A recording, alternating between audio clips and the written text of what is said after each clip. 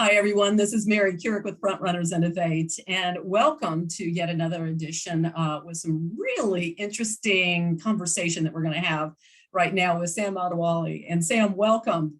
Welcome. We appreciate you. Thank you so much. Thank you so much for having me, Mary. Thank you so much. Sam is from Nigeria, but he's currently in the States, and he is a first-year Ph.D. student at Johns Hopkins and in research, and he's microbiology and School of Public Health and all the things that we love to look for when somebody's making a big difference in the world. So we see the track, we see the path that's happening there. Very much interested in social entrepreneurship and has already begun that journey with several nonprofits he's founded or co-founded. And we'll get into that in a minute. Two-time winner, MIT Covid19 challenge, I guess. So we're going to get into that a little bit too. But before we find out what's happening right now, we want to go back a little bit in history with Sam and find out what prompted him to go this path. I mean, what brought him to the work he's doing now. So Sam, I'm giving you the floor. Share with us, if you will.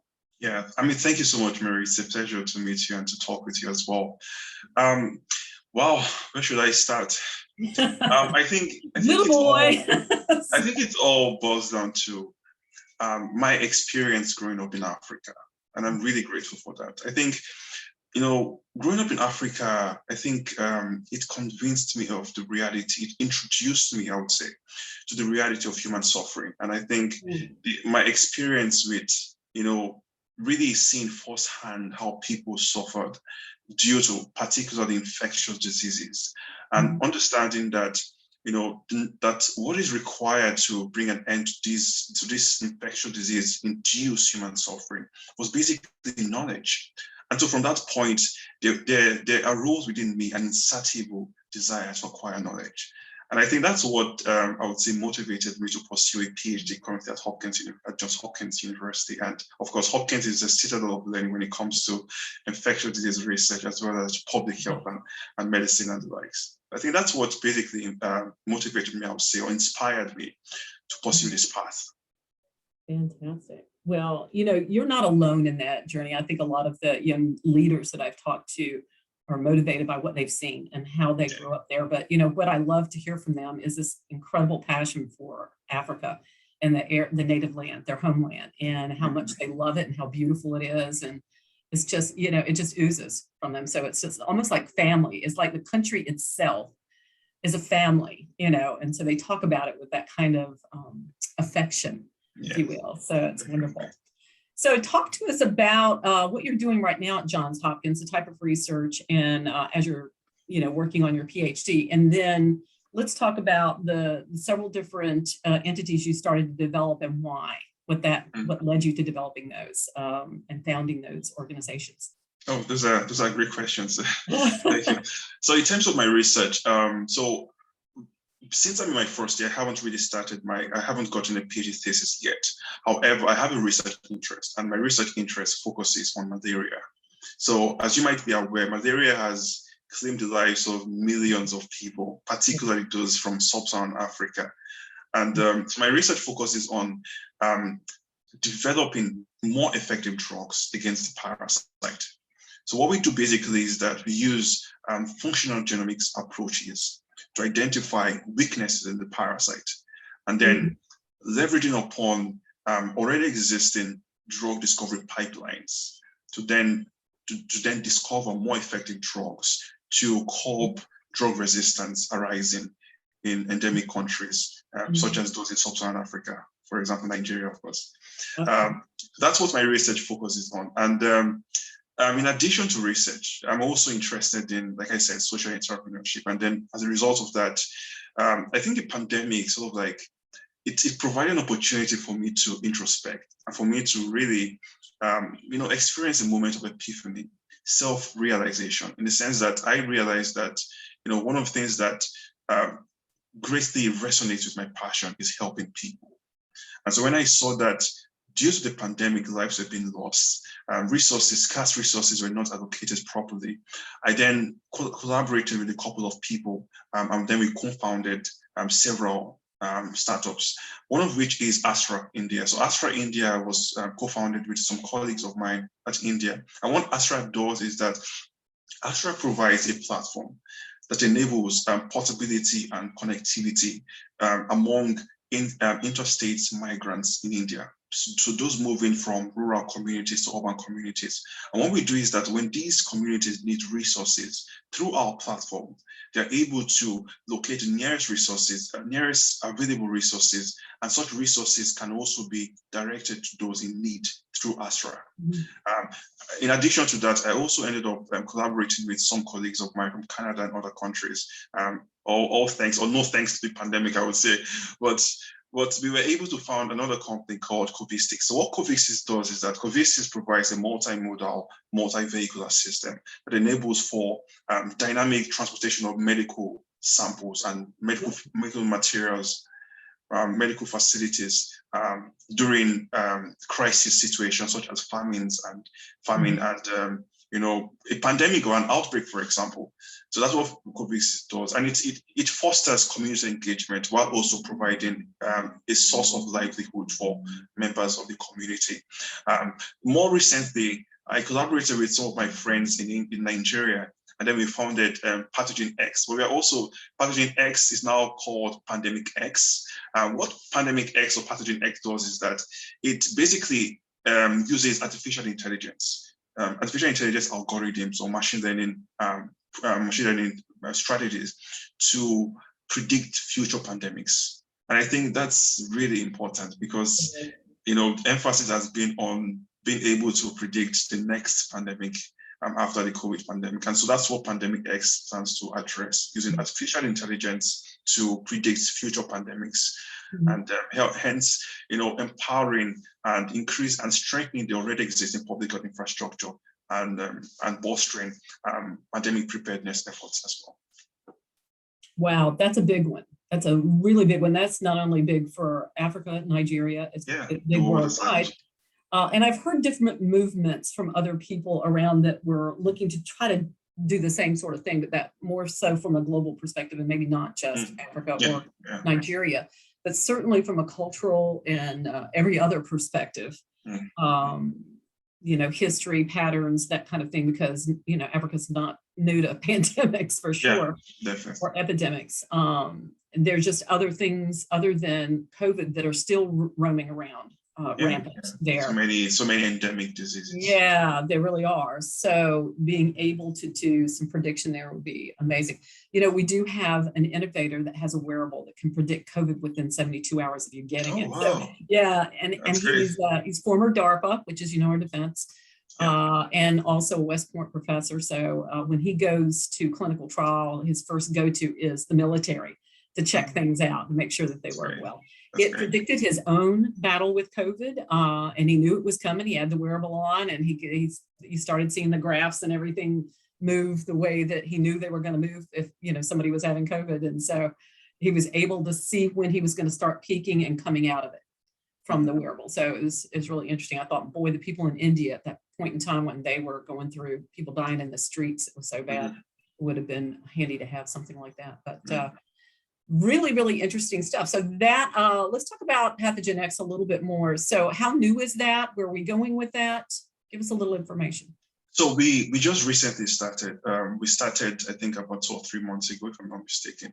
And it was just basically a couple of students from Nigeria, including myself.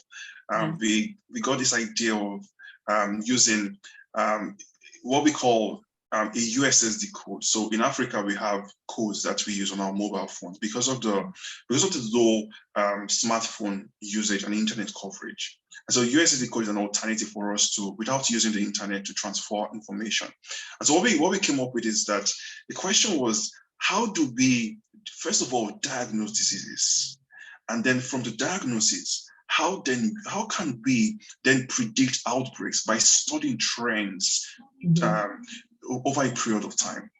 And then the idea we came up with is it's a USSD code that does not require internet, does not require smartphone usage. And then you can then impute your symptoms, and then with artificial intelligence, with the algorithm, we're able to diagnose the disease for those symptoms. And then by studying the trends within a region, we can then predict whether what we are seeing, by the reason of the frequency that we're seeing that are being reported, and the locations, whether this is an outbreak or whether there's an epidemic, and then we then rank different diseases and the likelihood of outbreaks occurring in those locations. So yeah, so that's what Pandemic X is all about. And then, like I said, we just started. We are thinking of building upon, and I'm currently assembling a technical team, and we are then working on the algorithms. And because we have to test the algorithm multiple times, we are planning to proceed with a pilot study in Nigeria, hopefully by next year, middle of next year.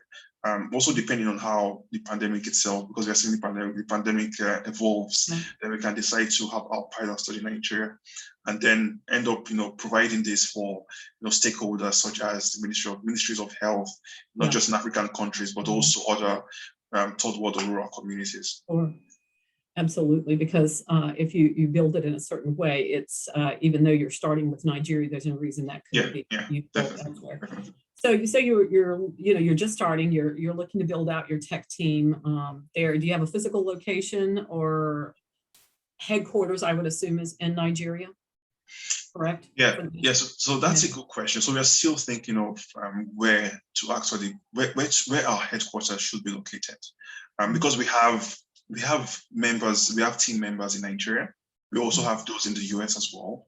Okay. But most of our on-ground presence is based on the people we have in Nigeria, where we have people who we are working with. We are trying to collaborate with a research institute, for example, the African Center of Excellence for Genomics of Infectious Diseases, and other research institutes. So we have members who are affiliated with those organizations, and they are currently in Nigeria. So I think it's too early to say exactly where we want to base our headquarters at. Okay. It could be that you can partner with the research center and just have some space there, but if not, and you're looking for another setting, then that might be something we can help you with. Yeah. But from that standpoint, then what do you think are next steps other than get the team, figure out your location? You and I talked. Do we have the licenses and all the certifications that we need to have for this yet, or are we in the process of getting that taken care of? Mm-hmm. Yeah, so I think the licensing is very important. We're still in the process of doing that. We're still in the process of doing that. I'm going to be meeting one of the co-founders by next month, and then we will proceed with licensing and everything. And definitely, I think it would be nice to have you assist with that and to benefit from some of your services as well with that. So we're thinking of registering probably in the US, and then because I think if we do that in the US, since I'm in the US, it'll be more convenient and it might be more effective as well. So if you're registered in the US. So. Yeah, I agree, especially, and I'm not sure how you're going to register. I'm assuming this is a for-profit venture. Yeah, you're talking about from the standpoint of investments, probably better to have a headquarters here, as opposed to somewhere in Africa.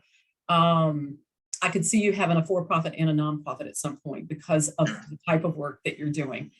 But from the standpoint of it being research and tech heavy right now, that most of the monies that you would gather up right now would be for that R&D piece of the puzzle. But it sounds like you have enough brain power between you and the other team members that you're sure that this is the avenue to go. And I think you will find certainly collaborators and other people that would be happy to kind of give some advice, serve on an advisory board or something like that would help us for sure. So, and what's interesting, and I only found this out last year, is that certain universities, I guess you have to be careful about how you positioned yourself because universities do love to claim certain things, but some universities will throw a name behind projects that they really like. So that might be a possibility. I do know at Harvard that's potentially possible, but it comes with a hefty price tag, I believe, where you can call it a seat, where you're seated at that Harvard table, so to speak. So I don't know. You would know better than I since you're there. And certainly we have people that could advise you on that too. But neat. So in the coming, I'm going to say 6 months, what do you think you need to have happen with that to put wheels under it for you? So the coming 6 months for it. I see. That's a very interesting question. So I think first of all, we have to. I think it's really going to be important for us in the coming 6 months to get the technical team rolling. We have a couple of people. We have someone who's in charge of that as well, but we need more people to be involved as well for the technical side of and then as well as also starting to build the organizational structure of the startup as well, registering the startup as well, and another thing. So I think that's for the next 6 months. I think it's a few things, but I think these are major things that we have to get done within the next 6 months, I would say. So let's say you got all that done in 6 months. Let's say give it another 6 months and you have a product you can start testing. Yeah. At that 6 months, what do you think that you would be doing? Grants. We have to get grants, and then once we get some funding, we then pilots. We need a pilot study, and we have to pilot to test the system in a real life setting, however a controlled environment. And so that's where we will need grants, and then partner with organizations to pilot this actual, solution back in a rural community. So it could be a rural community in the US, it could be a rural community anywhere. But I think that will determine that as time goes on, where exactly we want to pilot. But I think pilot in Nigeria will be really nice because we have team members already in Nigeria on ground. So I think that's what the next probably 12 months will look like. Hopefully by next year, we can then pilot Nigeria. So from the standpoint of piloting, what types of, who would you be looking to partner with for a pilot? That's a great question. So I think, there are a couple of options, one of which is to pilot with the Ministry of Health, where the Ministry of Health can provide community health workers for us. And when we pilot, we can work together with community health workers and everything. But there are a couple of challenges with that, as you might be aware. Due to the socio-political instabilities in Africa, it's difficult to do anything with the government. And so the one more favorable, attractive alternative would be to partner with a private institution. And so we have a research institute that already has a similar project going, a project that has to do with a similar project ongoing. And so we can then forge a collaboration with them and then have a small pilot study within one of the target communities. So I think that's most likely a better way to go about this. Yeah, it is. What's coming to my mind is somebody that I've interviewed in the past who is a medically trained physician, but has come away kind of from that using nutraceuticals and other means, more natural means to treat kids with lupus, showing lupus signs, and with great success, and was able to get the government approval for him to work inside of hospitals. Now, he didn't get government money. He got government approval to work inside the hospitals for his pilot. And so it was up to him to kind of raise the other monies to do it. But he's somebody that's very well known in Nigeria and has his own television show that's like of the top television shows on the largest African network. So it's not just Nigeria, even though he's Nigerian, and his clinic is there. That I think, understanding that there's different ways you can skin a cat, basically is what we say in the United States, that while you might get a win in one check mark in one box, you might not get it in the other. And so you have to kind of figure out, can I be that flexible? But I love the idea of the Research Institute, create that partnership, go ahead and get that relationship tied up and make it yours. And then you have something to go to government with. But I think government would be crazy if they didn't pay attention to something that was predictive and we need some save money and save lives, and more importantly, save lives. And not have to dump so much money into any kind of medical stuff that's true. Fix something this big. This is great. So you've kind of given me an idea, because I've asked you them piecemeal of the different types of people you might need, but let's talk about who you might need right now right now today that would help you get the next step forward, or any steps forward that you see that you need to take with what you're doing? Well, I think I need someone that has some experience with founding a startup. I need someone to provide some guidance. Because of course, this is my first time. What we have now is an idea that we know can change the world. I need someone who has some experience with that, because as you might be aware, the early stages of starting something like a startup are usually the most hectic. Because getting the right team, motivated team is really difficult. Believe you me. So I think that is something I would need right now. Someone with some experience. I can ask questions. Ask questions about how to maneuver this space, because it's a very new space for me. So I think that's something I would need now, if possible. Very good. Do you think you have an advisory board in place already, or have you gone? No, not yet. Not yet. Okay. That I can talk to you about after we get off the interview.